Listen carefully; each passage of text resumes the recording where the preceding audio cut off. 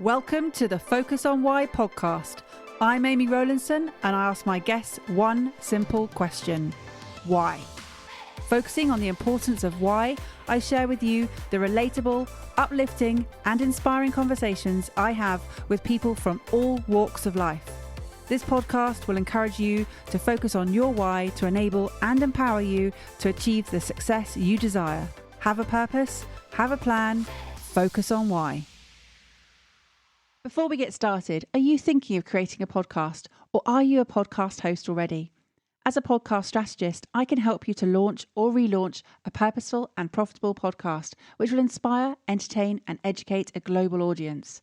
Simply book in a one-to-one call with me right now via the Calendly link in the show notes, and together we'll focus on the purpose of your podcast. Today on Focus on Why, I am joined by Tom White. Tom, hello, how are you today?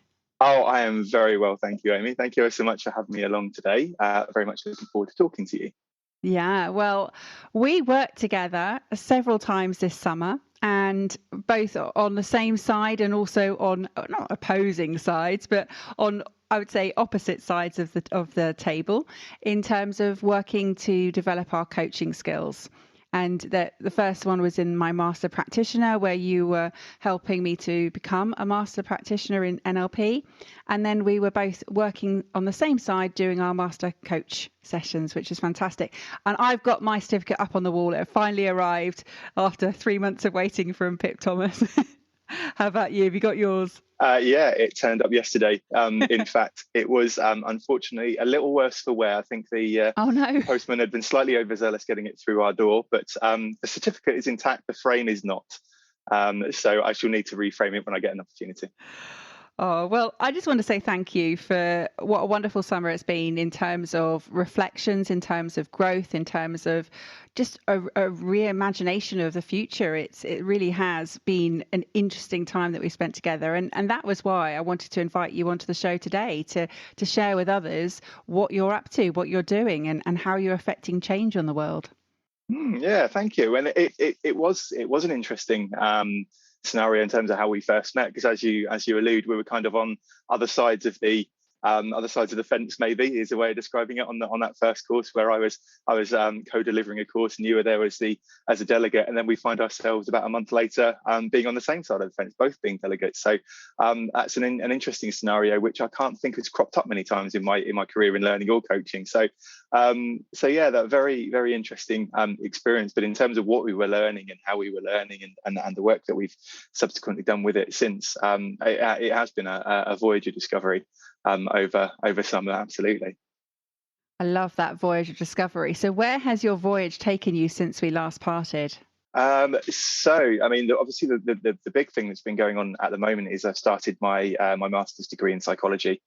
And that's been I'm 6 weeks into that now, and that's been a big part of my life for the last 6 months, running that alongside Kellenva Coaching. That's a real learning curve, not only in subject matter and going back to university, but getting the balance right between the rigors and demands of academia, and also being an entrepreneur as well. So I'm just finding the right balance for those at the moment. But it's definitely providing challenge, it's providing learning, it's providing stretch, it's getting me out the house. if for no other reason, it gets me out the house on a Thursday and Friday as well, going off to university, off to campus for my various lectures, which was part of the reason that I chose a campus-based one, because having had 18 months of being at home, it would be lovely to get out and meet people again. So thankfully, the pandemic has enabled or allowed me to do that aspect of it as well.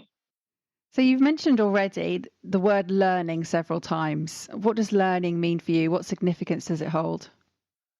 I think ultimately learning and developing and growing is fundamentally part of who I am. And even from the very first time that I was on the receiving end of values elicitation, learning and progress and development all popped up as being incredibly important to me.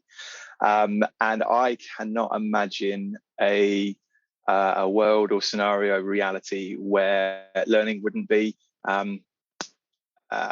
paramount in who I am. It's just I just have such a thirst and a hunger for knowing more and exploring more and understanding things more. And I mean that's particularly why I've gone into psychology, because I want to understand why certain things are the way they are, why people behave the way they do, why they think the way they do, why they use the language that they do, and psychology provides a medium to explore that. But also, you know, that overlaps massively into my coaching business as well, because that's what fascinates me, and that's why I've stuck with coaching, because it is about helping people to understand those things about themselves as well as for me to understand about them. It's much more about helping them understand it, because you know a lot of those things are really unconscious, and if you're able to bring them into conscious, then imagine what you could do with them. You know, so I think that's where learning really sits. It is this voyage of discovery.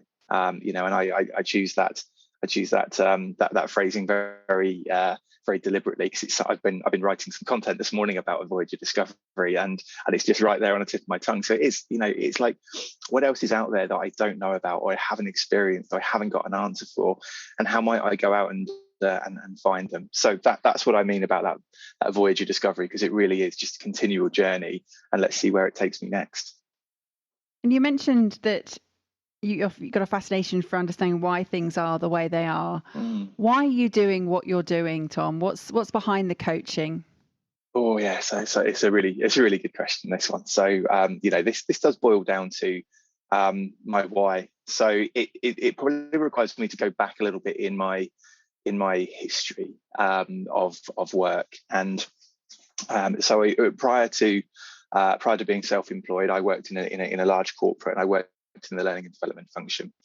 And if I go right back to when I started that, I was a corporate trainer, and I was helping people learn how to use new till systems. So it was very techy. It was very black or white, very analog. It is like, you press this button to do this, you press this button to do this. And if you'd have asked me at the time, you know, what is it you love about it? That would have been exactly what I loved about it, that everything was very straightforward, very yes or no, very right or wrong. And I often used to say, you know, that soft skills learning, no, that's what other people do. That's not really for me. And it just sounds so ridiculous when I say that out loud now, because I'm so completely the opposite way round now. You know, the prospect of things being one thing or another is just so hideously limiting. You know, you've got this massive area of grey in the middle, where you've got individuality, and you've got personality, and you've got you know, motivation, and you've got values, and you've got all those sorts of really interesting things that sit in the grey, and that's where I love to operate. But the reason I'm telling you this is because I've evolved that over time, and then they got to a certain point where I was doing all soft skills working, and that was fantastic, because that really was delving into helping people understand why they had trouble with difficult conversations, for example, why they didn't necessarily get on with a member in their team, and those sorts of things. But it was always very much group based. So the depth that you could afford the time to go into was always going to be a little limited, because you had maybe 10, 12, 15 other delegates that all needed some equal attention. And that's really where the coaching came along, because that did give me the opportunity and the time and the focus to work with people one-on-one, where we could dive into things in a little bit more detail. And we could get under the surface without having to worry about time, or without having to worry about what other people in the group may be thinking. So that's really where that coaching interest has come from. And you know, I've done a lot of that work with myself as well, working one-on-one with coaches. And you know, 5 or 6 years ago, when I first really discovered what coaching was, and thinking, you know, this is fantastic. Every day I do this, I'm learning something new about myself. Wouldn't that be brilliant if I could help other people to do that and learn about themselves every single day? And you know, circles back around to this whole learning notion and concept, that it is all about, you know, what do I not know about myself at the moment? What might I find out today? What might I find out tomorrow? And what might I do with it? So yeah, I've kind of turned myself around in a little bit of a circle there in terms of what we were talking about. But I think it just comes back down to that. That why I do what I do. It's really about supporting people to understand who they are, what don't they know about themselves, and if they knew a little bit extra today and a little bit extra tomorrow, what might they do with it the day after? And it is a bit of a paradox, isn't it, that you're helping people to understand what they don't know about themselves, but then they don't know that they even need to know more about themselves. Yeah. As I was saying it, I was thinking, oh, actually, yeah, it's kind of that unknown. I don't know what I don't know, or it's maybe that area on the Johari window box, that completely unknown area. And I think a lot of it, what is unknown to us, sits in the unconscious, where it's there, but we don't know how to access it necessarily.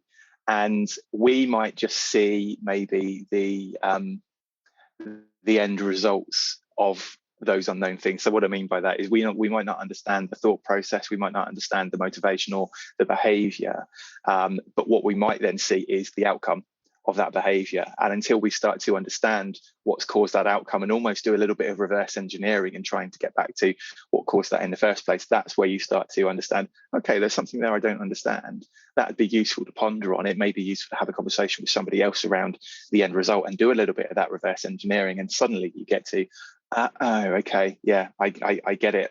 There's perhaps a preference or a motivation or a values conflict going on there that I wasn't aware of, but now I am aware of it. I can perhaps do something about it. So, there may be some things that are completely unknown, and until you have a certain experience, that's when they might pop up. Or it might be that you don't know necessarily what the root cause is, but you might see some of the outcomes of it, whether they're positive or negative. And like I say, working backwards, you get more of an idea of what it is. Yeah. So from those days of when you were helping people on the tills to now where you are now, you said it's been an evolution, a journey that you would probably had never foreseen. You would not have known that you were going to go to this point. So knowing that you didn't know where you were heading, where are you heading, or do you not know where you're heading? Yeah, really, really interesting question. That I probably don't know 100% where I'm heading. I mean, I've got a good idea of the sort of direction that I want to go in, and it's very much continuing in a similar vein to what I'm doing now, in terms of broadening my horizons, understanding how things work, how people work, more specifically, how the mind works, and just deepening my understanding and deepening my knowledge and developing my practice in that area. But genuinely, what I don't know and what's open for debate at the moment is, do I continue purely in coaching practice and have the next 25, 30 years purely in that development in that area, or do I go down the academic route and delve into that in more of an academic way and do further masters perhaps, or even go down the PhD route and go into sort of clinical psychology. So these things are very much on the table at the moment as potential ideas. So they're broadly heading in a direction, but in terms of which specific path I'm going to choose, I really don't know at the moment, and I'm really, really okay and really happy about that I don't have a really specific path and defined.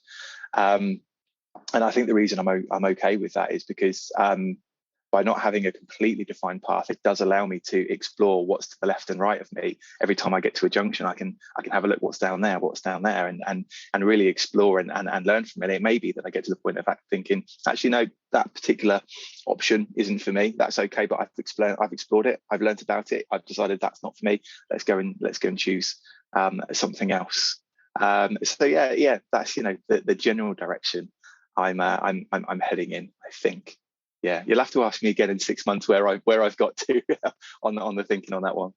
Well, as you said, I mean, you're pursuing different areas of psychology, and one particular area might completely pique your interest, and you just not know that was going to take you in a particular direction. And it's interesting that you talked about getting to each of those junctions and looking at the choices. Again, that's that voyage of discovery is sort of surfacing again. But knowing that you have the choice to take different options, and knowing it's okay if one of those routes doesn't actually transpire into anything. Yeah, I think ultimately exploring something only to discover actually that's not for me, or it's not going to come to anything, is probably worth the time and energy and investment of doing so, rather than just saying no, that's not for me. I mean, that's my personal opinion. Other listeners may feel differently to that, but I'm very much up for experiencing as many different things as I can, and then being able to make an informed decision rather than being able to make what might be a bit of a blinkered decision if I was so completely fixed on a specific outcome. Whilst recognizing that there will be other people, absolutely, that will have a very specific outcome that they're looking for, and they will have quite a linear trajectory to that, and that's absolutely their prerogative. I'm just a bit more all encompassing, learning as we go, experience things as we go, and then almost make some of those decisions on the hoof once I've experienced something. You mentioned earlier, Tom, about having done your values elicitation through the coaching work that you've done. Share with us what it is about the values that help you to, or that elicitation process that now helps you to guide you on your voyage of discovery. Yeah, I mean, I love working with values. I think it's such a powerful thing to discover about yourself. And for some people who are very values driven, it's as if they've always been there. They've always known what they were. They've always been driven by the values. But then you'll have just as many people who are not necessarily too clued up on what their values are. And I kind of include myself in that for a little while, up until the point that I was asked, what are your values? I really struggled to articulate what they were, and actually it's making me think of a very specific moment when I started working with a new line manager, and myself and two other colleagues who were now reporting to this line manager met up with the line manager of a pub, added a little bit of a get to know you, and the manager said to me, "So what are your values, Tom?" And I'm like, "Oh, that's an interesting question. I wonder why you're asking me that." And I struggled to come up with them off the top of my head. And then the manager shared with me what their values were, and it always sticks in my head around fairness was one of their values, and fun was one of their values, and responsibility. And I remember thinking at the time, that's an interesting thing to share. No one's ever done that with me before. But what was really interesting was then, in every interaction, in every debate, every conversation, every piece of communication, you could really see those values coming through. That this person did want things to be fun, with a slightly odd sense of humour, admittedly, but they wanted things to be fun. And they did have this real sense of responsibility, following through with what they said they were going to do. And they did have this real sense of fairness and consistency. And it was moments like that I started thinking, wow, here's a person that's really guided by their values. They know what they are, they can articulate them, and then you can see them, they illustrate them on a daily basis. So when I found out and I started working on my values, suddenly I'm like, oh yeah, well, I know those things have always been important to me. I don't think I've necessarily articulated them as values, but actually they really are intrinsic to who I am and what I do in terms of learning, progress, development, recognition, things along those lines. So I think for me, the process of eliciting my values just brought them from probably semi-consciousness, not completely unconscious, but maybe semi-consciousness, into really overt consciousness, where I can now talk about them. I can see how they come through in my life, in my actions, in my behaviors, my motivations. And because I've done that work on myself, that's why I love doing it with coaching clients, with facilitation teams, whoever it may be, because I think it's just such a powerful thing to be aware of.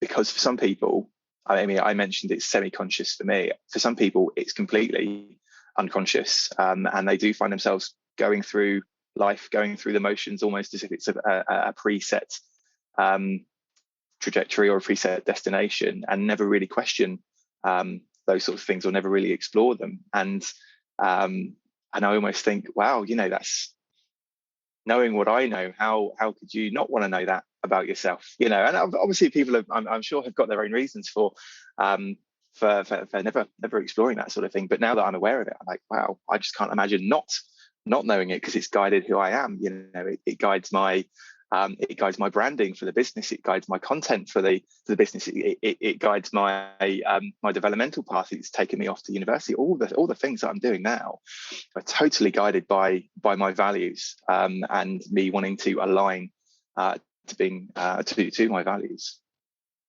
So do you have a flock of five? Do you have 5 core values, Tom? I think probably the three. I have three that come to mind instantly in terms of learning, development, and progress. Those are the three that will instantly come to mind. And if people were to say, okay, well, how do those three apply to business? Okay, so it's all about being the best coach that I can be, being the best entrepreneur that I can be, appealing to as many people as I can be. How does that apply to what you decide to do at uni? Okay, well, I want to continue developing myself in quite a deep way, both personally, but also with the psychology about supporting my business. So yeah, those three come through really, really clearly for me. There's then another one around recognition, and I think when I first discovered recognition, I was like, oh, what does that mean? Does that mean that I'm perhaps a little bit needy? That I need to be told, yes, Tom, you're doing a good job. But with some other work that I did, I understood that actually that recognition, I am kind of predisposed to looking for external recognition rather than that internal sense. So yeah, that's always been really important to me, and I've always valued it. So those end of year conversations or those monthly one-on-ones that I used to have with my boss were hugely important, because I knew that I was doing I was doing a lot of work, and I was always busy and I was always productive. But until I kind of had it qualified a little bit by some external feedback, whether that's from a stakeholder, whether it's from my boss, I never quite knew if I was on the right path. So that recognition, yes, it is a value of mine personally, but I also value recognizing others as well. So it kind of swings both ways. It's a two-way door. So it's not all about me. It's making sure that I recognize and I acknowledge other people for the contributions that they make, whether that's recognizing the breakthrough that a coaching client has made, or recognizing the contribution of a group in team facilitation, something along those lines. So yeah, that recognition one does come through very very strongly. And then the other one that pops into my mind is harmony. And when I first discovered that one, I was like, harmony, that's a strange one. I'd never thought about harmony necessarily before, but actually, the more I think about it, and the more I do values, elicitations, and harmony, it comes out again. And even when I do a strengths finder elicitation, it comes through as a strength as well. So it's kind of a double whammy. It's something I find really important, but something I'm also really good at. And it is, for me, it is about having a harmonious relationship with people. And it's not to say that I'm a pushover or I could be walked over, and it's not to say that I'm not assertive and I'll stand up for what I believe. But I do like things to be harmonious, because it just makes life easier. For me, if I can get on with as many people as I can, find ways to work with people, particularly if we don't necessarily agree. Yeah, so that harmony comes through as it's almost a little bit of a support value. So even though it's in that top 5, it's almost playing second fiddle a little bit to those other ones around progress and learning and development. So it's really interesting, Tom, that you talk about recognition. Have you ever heard of the love languages from Dr. Gary Chapman? Only through the conversations that we've had. I know that you've mentioned it a few times over the last few months. So I've not done any great research into it, but I only really from what you've told me. It's really interesting, because I think that it sits really well with the values and in just understanding, particularly because you've got harmony there. But that aside, we receive and we give love in 5 different ways, according to the work of Dr. Gary Chapman. And the more I learn about this, the more I see it showing up, so much so that I talk about it, I do advocate it. And words of affirmation is one of the ways that we receive and give love. So you talking about recognition, that is it. That is, your way of receiving and giving love and creating harmony around the way you work. There's acts of service, there are quality time, and physical touch and receiving gifts. So when you talk about how you really value the words of others in recognizing your work, in recognizing what you've done and how you've contributed, it makes perfect sense to me. Yeah, and when you say it like that, words of affirmation, I mean, that really does resonate with me, because that's what it is. It's affirmation, affirming that what I'm doing is doing what it's designed to do, whether that's working with a client, whether it's in my corporate roles when I was working on a piece of project work according to a specific specification or something along those lines. It is that words of affirmation, that little bit of recognition which spurs me on to continue doing what I'm doing. And I think that's the bit that's useful, because I'll take a brief, or I'll take a coaching client, and we'll start working in a certain direction, and I will be checking in periodically from time to time. Is this useful? Are we heading in the right direction? And that's primarily for the clients, making sure that they're getting use from it. But it's also a little bit for me thinking internally, okay, I'll be going in the right direction. Do I need to tweak anything? Do I need to go in a different direction? And I think it links, it's just popped into my head, it links to credibility, and my need for credibility in a number of different scenarios. And those words of affirmation affirm my credibility. So there's almost like a continuous feedback loop, that I'm doing something, it feels right, but I don't know 100%. I get that affirmation, it comes back to me, yes, you are, let's continue going in that similar direction, or let's make some tweaks and go off in a different direction. So yeah, it continually goes around in a nice circle. And how was your credibility and your need for recognition around moving from the corporate to the entrepreneurial space?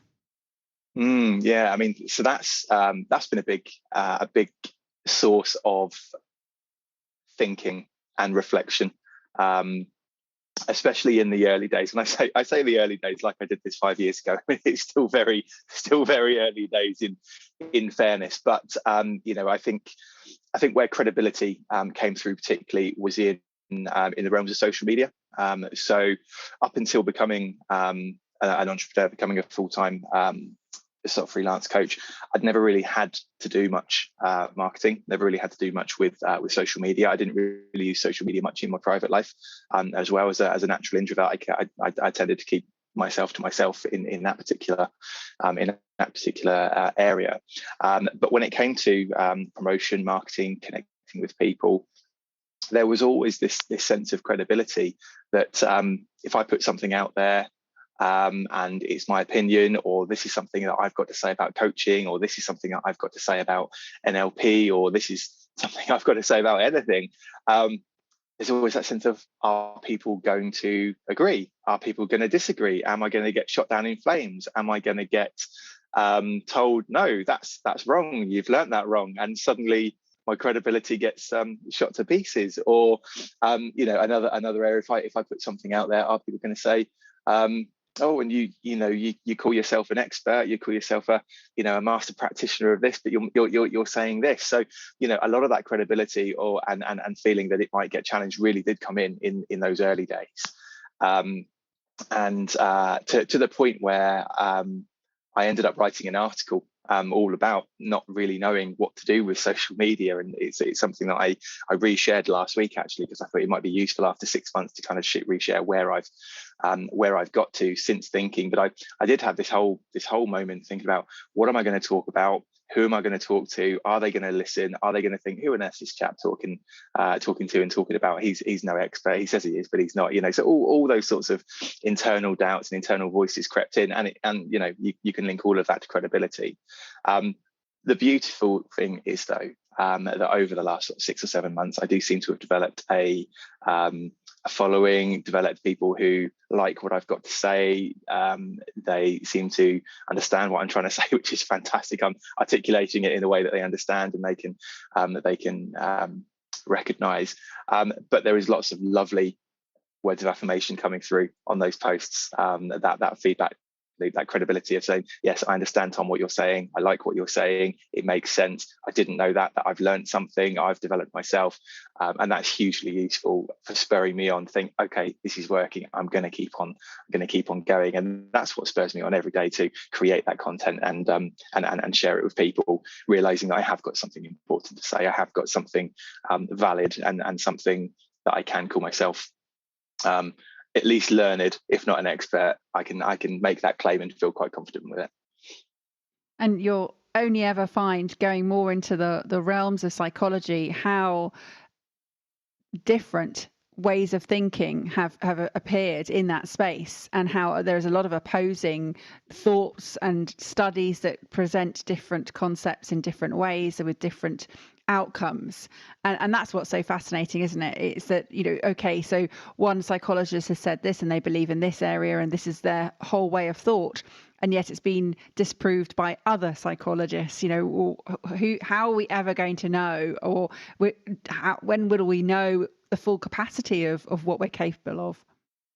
Yeah, and that's, I've got a wry smile on my face because I absolutely know what you're talking about. Then I was thinking the exact same thing last week, where whatever subject we were getting into, we were doing some research, and I was finding, okay, so there's this many hundreds of papers and hundreds of psychologists that support this school of thought, whilst there's so many others that support this school of thought. And I had this real dawning thought that there's probably very few things in psychology, at least, or in science in general, that are certainties.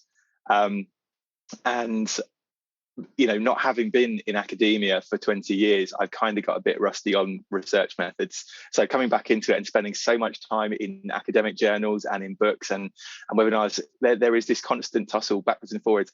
I believe this, and here's my evidence to support it, but actually someone else believes this, and here's the evidence to support that. There is very few certainties. And the reason why it's making me laugh is because when I was saying about 15 years ago, when I was very black and white, that probably wouldn't have been the best time for me to be studying psychology. I'm having an epiphany in the moment here, Amy, because I say to myself, God, I wish I'd started studying psychology 20 years ago, but maybe 20 years ago, and who I was and how I was then, I might not have been ready for my world to be quite so expansive as the world that I'm studying now. I would have wanted things to be a bit more black and white, as in this is a certainty and this is how we prove it and this is what's disproved. So yeah, I like that. That's an epiphany in the moment.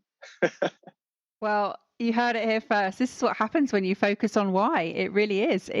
And having done a neuroscience professional development program early on this year, I was drawn to the knowledge that when I'm referencing something, I have to be very clear that it is a school of thought. It's not the way. Okay, there are other thoughts here but it's always important to reference and make reference to the origination of that particular idea or thought or study. And so now I'm very conscious, as you were saying earlier, on social media, instead of saying this is the only way, this is the way, it's just one way. And I'm very mindful of that in all of my approaches, that there are so many different ways that we can pursue.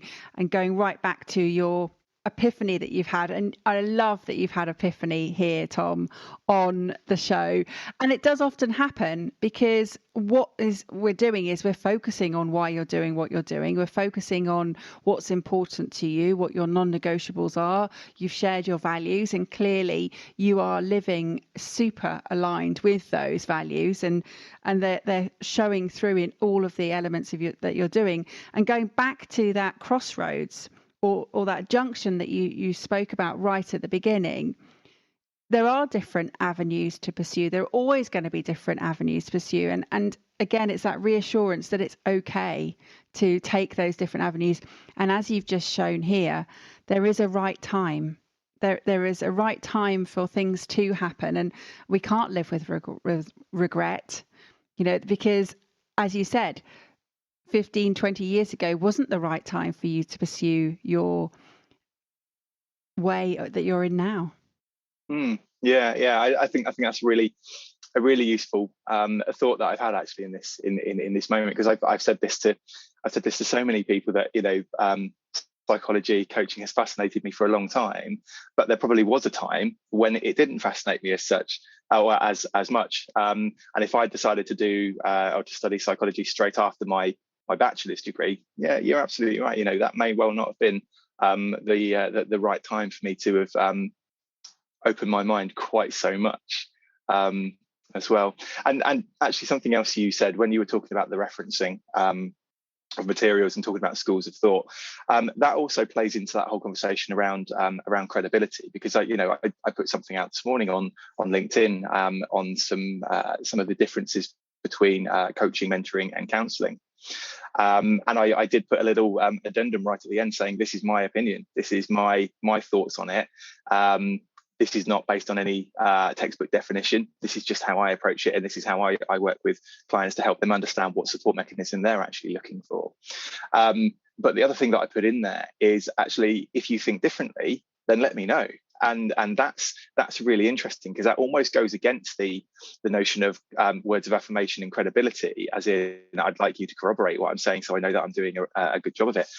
In that particular instance, I'm saying, actually, if you've got a different perspective, or you think I'm wrong, or I'm not quite on point, or you've got something else to say, I'm inviting that stuff. And that's quite a sort of a 180 to how I used to be. I'm inviting that because actually the value is in the conversation, in the comments section, the back and forth, the different opinions. And so that links directly to what you were talking about in terms of that scientific schools of thought, that we believe this, that I believe this, and so on and so forth. So that, yeah, there's a real shift in my way of being, and what I'm inviting in to the conversations, rather than just looking for those affirmations as well. And having done the values levels work, a real shift in your values levels potentially. Yeah, absolutely. Going through those values levels into kind of into that entrepreneur space, that was definitely a new level 5 space for me to go into, and felt a little uncomfortable at times. And I've definitely had the moments of thinking, oh, is this a values level I'm comfortable with? Is it where I want to stay? Where might I be looking to regress back to, or where I might be looking to move forwards to? But actually, I'm much more comfortable in the values level that I'm at the moment, and I can see where I'm heading in terms of my trajectory with values levels as well. So yeah, that's a really deep dive into the world of values, and something I look forward to delving into more as time goes by. Fantastic. Well, Tom, it's been an absolute pleasure having you to share why you do what you do here. And I am really looking forward to hearing what the outcome is of your year in your Masters of Psychology, and where the direction will be going forward. So watch this space, everybody. How will people watch this space? Where's the best way to find you? So the best place to find me is probably on LinkedIn and Facebook and Instagram. All of those will be under Kellenva Coaching. I'm sure Amy will put something in the description as to the spelling of that, because it's not the most obvious necessarily. But Kellenva Coaching, you can find me on those socials. I also have my website where you can find out a little bit more about who I am and what my philosophy is with regards to learning and coaching and NLP. So that's www.kellenva.com. But again, that will be in the notes to go with the session if you want to come and find out a bit more about who I am.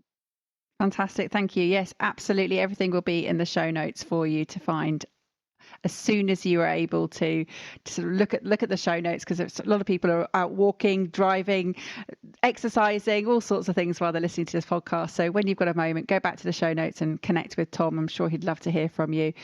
Tom, it has been a delight. It's been fabulous. Thank you so much. And I really am looking forward to following your journey, your voyage, which is so exciting, your voyage of discovery. How would you like to close out the episode today?